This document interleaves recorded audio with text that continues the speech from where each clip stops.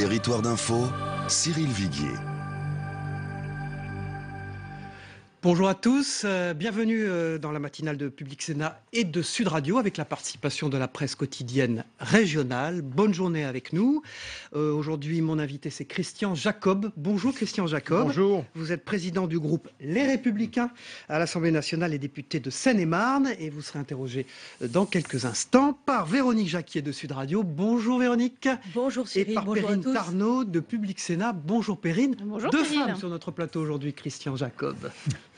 J'en suis ravi, mais vous aussi. Ah, moi, c'est mon bonheur, le mercredi.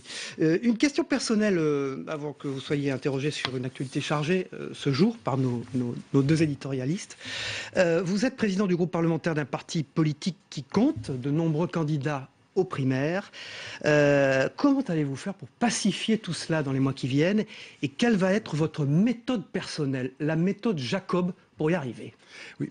L'enjeu n'est pas là. Aujourd'hui, on a un objectif, ce sont les élections régionales, qui sont des élections territoriales. Ils y pensent tous. Oui, mais ils y pensent tous. L'enjeu, sont on l'a bien vu dans ces régionales. La France, en politique, on est rythmé par les élections, pas par les sondages, pas par les primaires des primaires, par les rendez-vous électoraux. Les rendez-vous électoraux, c'était les municipales que nous avons gagnées largement, les départementales également, et les régionales sont essentielles parce que c'est la reconquête des territoires. Et ensuite, on avancera effectivement vers les présidentielles et législatives. Et je vous rappelle que les candidats pour les primaires, c'est en septembre 2016. Donc il y a une année utile au groupe. Vous avez du temps pour inventer une méthode. Et moi, je ne suis pas sur la méthode, je suis sur le groupe. Et le groupe parlementaire, c'est une année utile et on va employer cette année utile. Et viendra le temps des primaires. Et les primaires se dérouleront bien. Donc vous reviendrez nous dire comment... Mais bien sûr, même avant, si vous le souhaitez. Perrine Fontaine. Une bonne nouvelle pour commencer peut-être sur le front de l'économie, Christian Jacob. Selon l'UNEDIC, la courbe du chômage pourrait s'inverser en 2016. Vous y croyez ? Écoutez, peut-être que ça va finir par arriver. En tout cas, si on y arrive, le moins qu'on puisse dire, ce n'est pas grâce à l'action du gouvernement. Au moment où la croissance redémarre chez tous nos pays voisins, où les courbes de chômage se sont inversées, où la dynamique est en train de repartir, la France emmagasine du retard malgré la croissance européenne. Tout simplement parce qu'aucune réforme de structure n'a été faite. C'est 3 ans et demi pour rien. Ce quinquennat de Hollande, c'est rien. Quelles ont été les réformes de structure? Sur les retraites, sur la fiscalité. Sur les retraites, par exemple. Le mais rien président du François tout. Hollande s'est félicité en début de semaine. Et bien non, mais ça, M. Hollande est heureux tous les matins. Mais régime des retraites, de quoi il s'est félicité? Jusqu'en 2030. Absolument pas. Sur les retraites complémentaires, c'est la caricature même du hollandisme. C'est-à-dire, on perd sur tous les fronts. Sur tous les fronts, on allonge la durée de cotisation, on augmente les cotisations, on baisse les pensions et on met la poussière sous le tapis jusqu'en 2019. Donc, voilà, ça c'est du Hollande. Perdant pour tout le monde. Exactement. Véronique Jacquier. Oui, les violences à Moiran, Christian Jacob, la mutinerie à la prison d'Étang, évidemment c'est l'actualité de la nuit, mais aussi la gare de Castres qui a été fermée pendant 14 jours à cause d'actes de malveillance perpétrés par des gens du voyage. Est-ce que ces gens-là sont en dehors de la République ? C'est le gouvernement qui est en dehors de la République. Mais c'est M. Valls. M. Valls, il tape tous les jours, mais il sonne creux, M. Valls. Il n'y a plus rien qui marche. Et aujourd'hui, il y a un vrai déficit d'autorité. Voyez-le, quand il intervient aux questions à l'Assemblée ou au Sénat, il devient la caricature de lui-même. On le voit vociférant, tremblant de tous ses membres, hurlant. Et nous traitant parfois, se tournant vers les rangs de la droite, disant « le poujadisme c'est vous, le terrorisme c'est vous ». Mais Monsieur Valls, vous êtes qui? Vous êtes le Premier ministre de la France? Quelle autorité vous avez? Est-ce qu'il est acceptable aujourd'hui qu'une poignée de gens du voyage prennent des villes entières, des villages entiers d'assaut, bloquent tout en disant on exige la sortie de tel ou tel prisonnier? Mais où va la République avec ce monsieur Valls? Le fait que pour l'instant il n'y ait pas d'interpellation, ça vous choque? Le fait que le préfet dise pour l'instant ce qui compte c'est le maintien de l'ordre? Mais ce qui est choquant, c'est qu'il n'y ait pas d'interpellation, mais c'est le laisser-faire. Des gens qui, en toute impunité, vont voler du matériel, prendre des voitures, les verser sur les voies, et il n'y a pas... Parce que ce qui est en cause, ça n'est pas le préfet, c'est le ministre de l'Intérieur et le Premier ministre qui ne donne pas d'instructions. On peut charger sur le préfet tant qu'on veut, et c'est sans doute ce qui va être fait. Mais la responsabilité, où était le ministre de l'Intérieur? Où était le Premier ministre? Quelles instructions ils ont données? Et la caricature de M. Hollande, hier, qui fait chaque semaine, qui invente un déplacement en disant que la France va mieux. Mais on est loin de la France apaisée, promise par ah François Hollande. c'est le moins qu'on puisse dire. Le président de la République qui intervient sur la France apaisée au milieu d'un chahutage général, ça ressemble à quoi? Ça dit quoi l'état de notre société? Vous diriez que la France est dans quel état? Gérard Larcher a parlé hier, par exemple, d'une France angoissée. Vous reprendriez ces termes? Vous iriez même plus loin? Oui, je pense qu'on peut même aller plus loin, mais c'est bien ça la réalité. Cette angoisse avec un gouvernement qui n'agit plus, qui est dans les postures, dans les vociférations du Premier ministre. Mais l'action, elle est où? Quelles sont les actions concrètes? Par exemple, aujourd'hui, Bernard Cazeneuve se rend à Calais pour essayer de résoudre une fois de plus le problème de la jungle. Le nombre de réfugiés, c'est vrai, a doublé en quelques semaines. On est passé de 3 000 à 6 000. Mais attendez, sur ce sujet de Calais, on peut en parler. Où était le Premier ministre? Où était le Président de la République dans le Conseil européen? Quelle position sur la politique migratoire la France a défendue? Moi, je suis incapable de vous dire quelle est la position qui a été défendue. On a vu Mme Merkel avec les positions qui sont les siennes, mais la France, elle était où? Et le rôle, ça n'est pas d'affréter des avions pour emmener des migrants, mais c'est d'avoir une politique migratoire et d'avoir un président de la République entendu. J'aimerais connaître la position des Républicains sur la politique de Mme Merkel. Elle accueille 800 000, au moins 800 000 réfugiés sans concertation avec sa classe politique. Elle se rend en Turquie pour parler avec M. Erdogan et dire qu'elle est d'accord pour qu'on remette sur la table des négociations l'entrée de la Turquie en Europe. Est-ce que c'est Angela Merkel qui gouverne l'Europe? Mais c'est surtout la France qui n'existe pas. C'est l'exécutif français qui n'existe pas. Et la position sur la politique migratoire, nous avons une position qui est extrêmement claire aux Républicains. Nicolas Sarkozy l'a rappelé à plusieurs reprises. C'est d'avoir les centres d'accueil qui soient positionnés à l'extérieur de l'Union européenne, parce qu'on sait qu'il est très difficile d'identifier les migrants lorsqu'ils sont arrivés sur le terrain. Donc, de pouvoir mettre en place le statut de réfugié de guerre, celui de réfugié politique, réfugié économique, d'avoir une harmonisation sur les visas, sur l'accès aux droits sociaux, sur les raccompagnements aux frontières. Et c'est ça la position de la France qui doit être défendue. Mais on a un exécutif qui n'est plus là, qui n'existe pas. Mais à Calais, les migrants qui sont présents dans la jungle, ils ne veulent pas rester en France, hein. Ils ne demandent pas le droit d'asile, ils veulent passer en Angleterre. Qu'est-ce qu'on fait donc pour ces 6 000 personnes qui sont à Calais? Est-ce que vous êtes d'accord avec la maire de Calais, Natacha Bouchard, qui est républicain, pour en appeler à l'armée? Est-ce que ça, c'est la solution? Il y a ce qui relève de la solution d'urgence, mais c'est d'éviter cela. Et pour l'éviter, c'est pour cela que nous devons avoir une politique migratoire commune.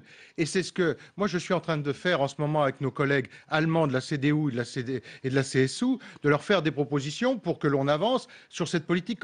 Tant qu'on n'aura pas un Schengen 2. Vous allez faire des propositions en commun? Oui, avec vos collègues allemands aujourd'hui avec les parlementaires CDU-CSU, mais l'idée, bien entendu, d'élargir.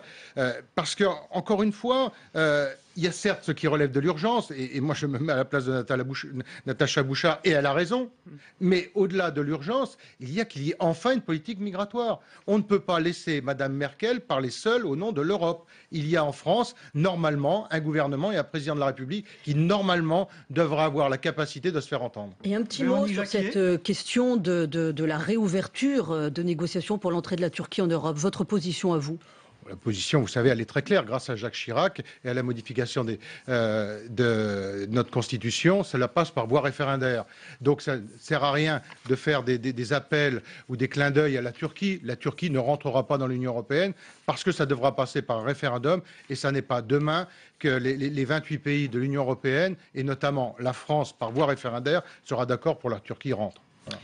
Marine Le Pen relaxée hier après ses propos sur les prières de rue. Elle avait parlé d'occupation. On peut quand même s'étonner de la date d'une telle audience à un mois des régionales. Ça vous a gêné? Je pense qu'on peut s'étonner de beaucoup de choses et du souci aujourd'hui de l'exécutif de faire, dans les bonnes méthodes mitterrandiennes, tout faire pour que le Front National monte. L'action du gouvernement, s'il y a une cohérence dedans, c'est bien celle-là. Toutes les actions, toutes les occasions sont bonnes. Sur cette audience, hier, vous dites que c'est une action du gouvernement. Non.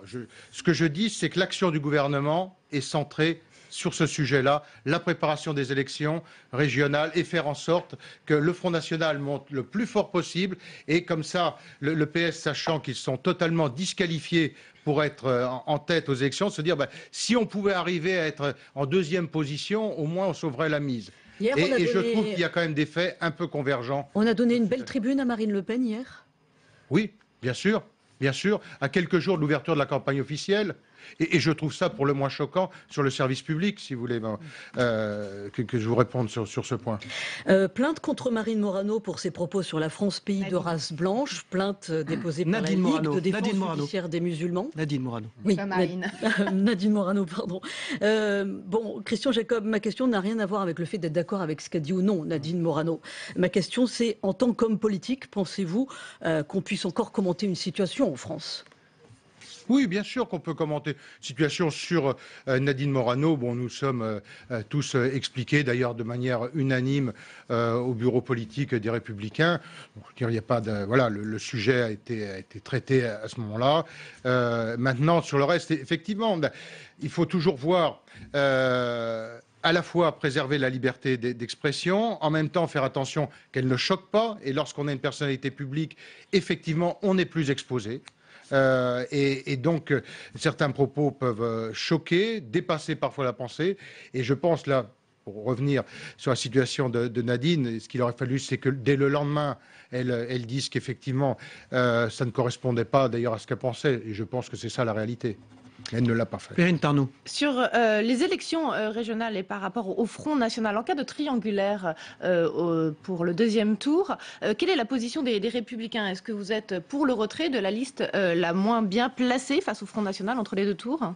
Ah non, nous défendons nos couleurs, nous y allons sur nos convictions, nous avons deux adversaires, le Front National et la gauche. Je ne confonds pas les deux adversaires, mais ce sont deux adversaires politiques et il est hors de question de se retirer. D'ailleurs, je ne vois pas dans quelle région ça pourrait se produire, mais en tout cas, c'est une position de principe. Nous sommes sur nos couleurs et on ne va certainement pas faire alliance ou aider ce gouvernement de gauche qui a mis la France dans la situation où elle est à un rendez-vous électoral. Oui, mais enfin quand même, si le Front National passe en Provence-Alpes-Côte d'Azur ou dans le Nord, vous allez être, et vous, les Républicains, si vous vous trouvez en deuxième position et le PS en troisième position, il va falloir soit que vous exigiez le retrait de la liste socialiste, soit que vous fassiez un front commun avec les socialistes. Non, mais vous allez devant. De quoi vous me parlez? Moi, je vais exiger le retrait du liste PS. Mais attendez, si le PS en est dans cette situation, parti de gouvernement qui serait à 17-18%, il n'existe plus. Ils sont laminés. Et aujourd'hui, le gouvernement devrait chaque jour remercier les institutions de la Ve République pour être encore là. Les Français ne veulent plus d'eux.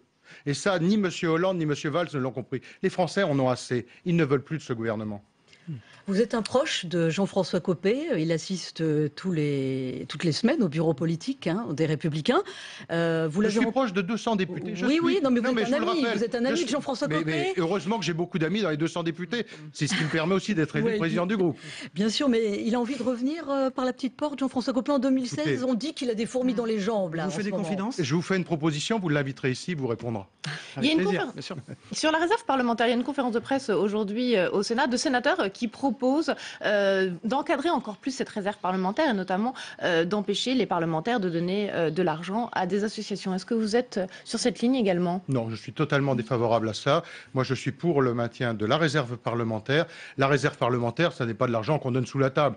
Ça relève d'une autorisation, d'un contrôle de légalité en conseil municipal, par la trésorerie payeur générale, par les services du ministère de l'Intérieur, et je ne vois pas alors on peut toujours, parce qu'on crée, en fait, c'est pour permettre, si vous voulez, que cet argent aille directement à des collectivités qui manquent de fonds aujourd'hui, du fait de la baisse des dotations. Bien sûr, mais simplement, c'est la liberté du parlementaire, et on est dans quelque chose qui est parfaitement encadré, transparent, et donc on crée à chaque fois des suspicions là où il n'y a pas à en avoir. On ne peut pas trouver quelque chose de plus transparent, de plus encadré que la réserve parlementaire telle qu'elle est aujourd'hui. Alors arrêtons ces bricolages qui permettent uniquement de créer la suspicion. C'est pour essayer de combler la baisse des dotations aux collectivités locales.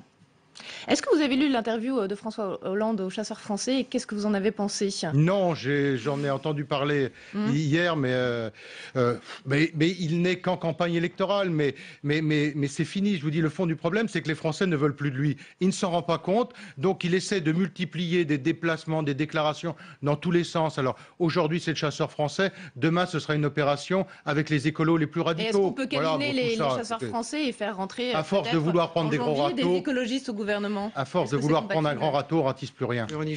Christian Jacob, la Syrie, cette guerre interminable, la position des Républicains pour combattre Daesh, est-ce qu'il faut s'allier aux Russes?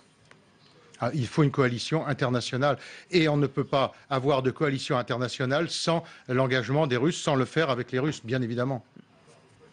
Autre chose? Non. Moi j'ai une question personnelle. Vous connaissez bien Jacques Chirac, vous êtes considéré comme un de ses très proches. L'avez-vous visité régulièrement ces derniers temps? Comment va-t-il? Pourquoi est-il si absent du débat public? Écoutez, Jacques Chirac a décidé depuis longtemps de se retirer du débat public. Il a dit que le jour où il n'était plus dans l'action politique, il ne voulait pas être le commentateur. Vous lui parlez? Oui, la semaine dernière, écoutez. Et donc un jour, quand j'irai le revoir, je lui ferai vos amitiés si vous le souhaitez.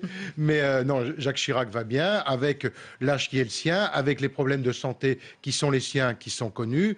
Mais au-delà de ça, il est toujours aussi chaleureux et aussi agréable à rencontrer. Qui est le Jacques Chirac d'aujourd'hui, selon vous? Quelqu'un qui est retiré de la vie politique. Non, je parlais en termes de personnalité politique d'aujourd'hui, qui pour vous, vous savez, en politique, ressemble à ce qu'était Chirac. Ça n'existe pas. La France a sorti un De Gaulle par siècle, un Chirac tous les 50 ans, et donc il n'y a pas d'héritier en politique. Le De Gaulle du 21e siècle. Il n'y a pas de, oui, je sais pas d'ailleurs, en fait, oui. Non, il n'y en a pas, tout simplement aussi parce que les circonstances sont différentes. Mais il n'y a pas d'héritier en politique. Vous savez, en politique, ce qu'on a, on l'a pris à un autre. C'est ça la réalité. Merci Christian Jacob, président du groupe Les Républicains à l'Assemblée nationale et député de Seine-et-Marne, d'être venu sur ce plateau ce matin. Merci à vous. On passe tout de suite à l'analyse de ce que vous venez de nous dire avec deux éditorialistes de la presse quotidienne régionale. À tout de suite.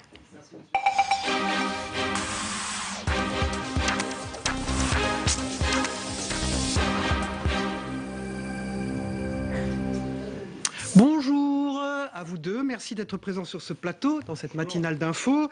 Je vous présente Patrick Flukiger, rédacteur en chef adjoint des dernières nouvelles d'Alsace et de l'Alsace, et Hubert Coudurier, directeur de l'information du Télégramme. On ne dit plus le Télégramme de Brest, ça a disparu. C'est fini, ça. Bon, c'est fini. On s'est élargi. Merci d'être présent sur ce plateau. Alors on commence par ce qu'a dit Christian Jacob ce matin, très contre François Hollande, très offensif sur François Hollande, Emmanuel Valls. Il fait un très bon speaker des Républicains à la Chambre aux États-Unis. Il a un langage très carré, donc il a tapé sur la chienlit, comme dirait Sarkozy. Après Air France, dont les images ont fait le tour du monde, il y a ces incidents graves hier à Moirans.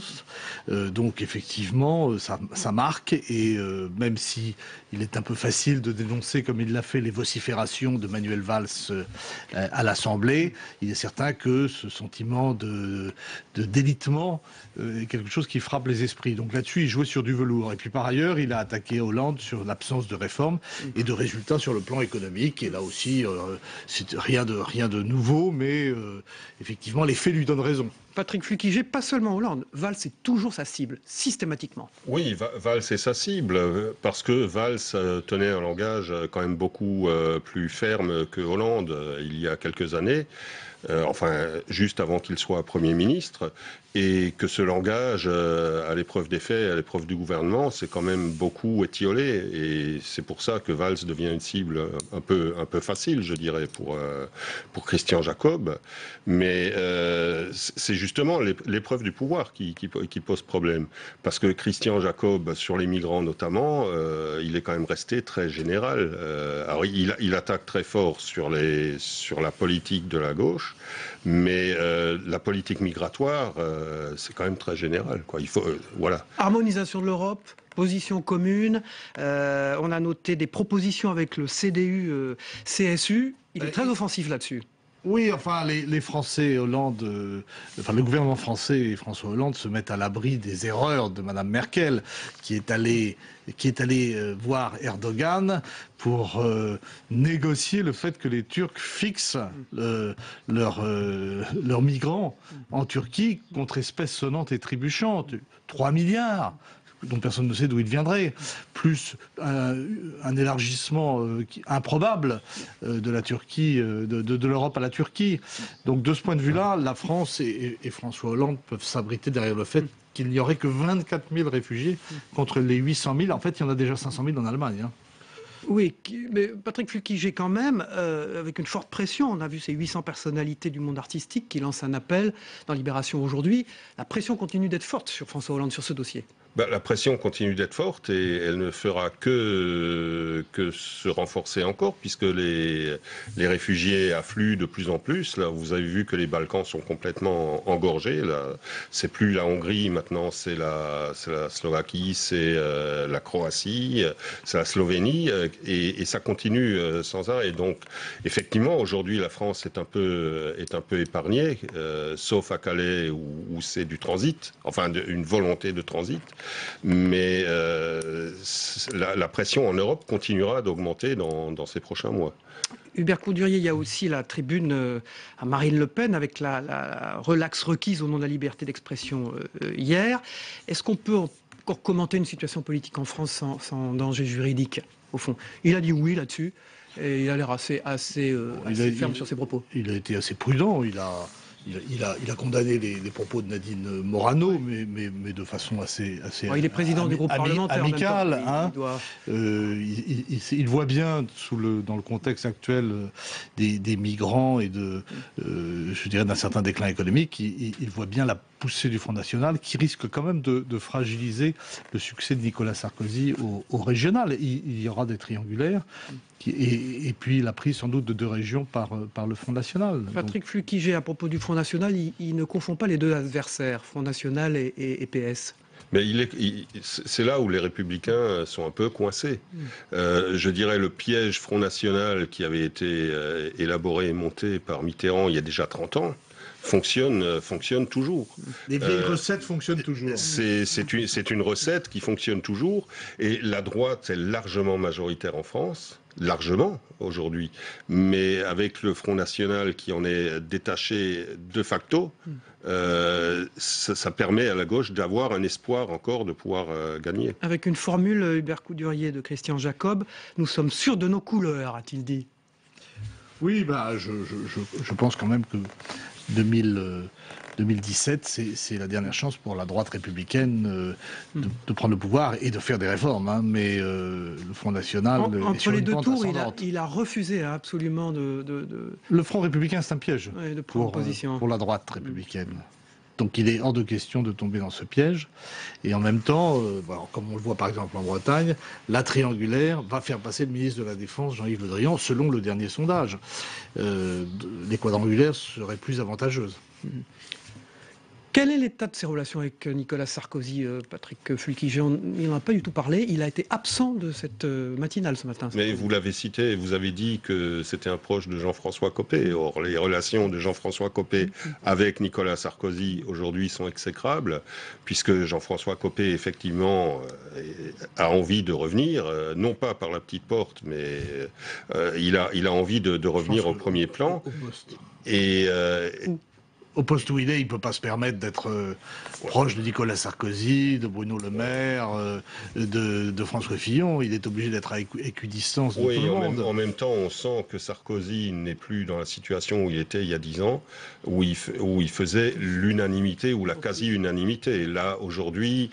C'est ça qu'on sent bien. Aujourd'hui, il vaut mieux être un peu loin des bagarres de chefs. Dans un climat assez délétère au sein des Républicains. Tout à fait. Sur lequel il a refusé de donner une méthode. Hein. Il a dit des régionales d'abord et puis on verra après comment. Ça, c'est le point de Sarkozy. Hein. Sarkozy privilégie les régionales et non pas les primaires, contrairement à. Donc il est sur la ligne Sarkozy de ce côté-là. Plutôt sur la ligne du parti. On a quelques minutes pour regarder vos unes respectives. On regarde celle de Hubert Coudurier d'abord, donc le Télégramme qui s'appelle Plus de Brest. Pourquoi ce titre sur la stratégie du Challenger avec le Challenger, c'est Marc Le Fur, vice-président de l'Assemblée, qui, dans le dernier sondage qu'on voit en photo, télévision est sur la une, plutôt largement distancé par le ministre de la Défense. Nous allons faire un autre sondage, mais nous n'avons pas encore. Comment c'est accueilli là-bas ?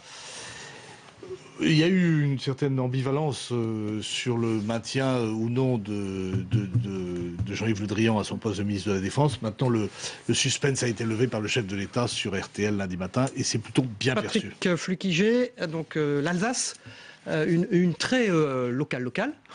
Et pas si locale que ça, parce que le rétable d'Issenheim, c'est un chef-d'œuvre de reconnaissance mondiale. C'était voilà. Donc, très locale et très internationale. Elle n'est pas si locale, d'autant que le rétable disent les intermondialistes, du local à l'international, au global. Voilà, tout à fait. Merci messieurs. Patrick Flukiger, rédacteur en chef adjoint des dernières nouvelles d'Alsace et de l'Alsace, et Hubert Coudurier, directeur de l'information du Télégramme. À bientôt sur ce plateau. Merci à tous. Les programmes continuent sur Sud Radio et Public Sénat avec le passage sur LCP dans quelques minutes. À demain.